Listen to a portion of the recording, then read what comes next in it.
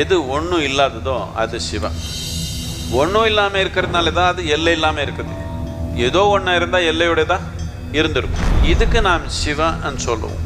அப்படின்னா இப்படி கொண்டை போட்டு பாம்பு வச்சு இப்படி உட்கார்ந்துருக்கிறானே, அவன் யாரு? அவனு ஆதி யோகி. அவன் பேர் யாருக்கு தெரியல, எங்கேருந்து வந்தான்னு தெரியல. ஆனால் அவனு இந்த ஒன்றும் இல்லாத தன்மை கிரகிச்சிட்டான்.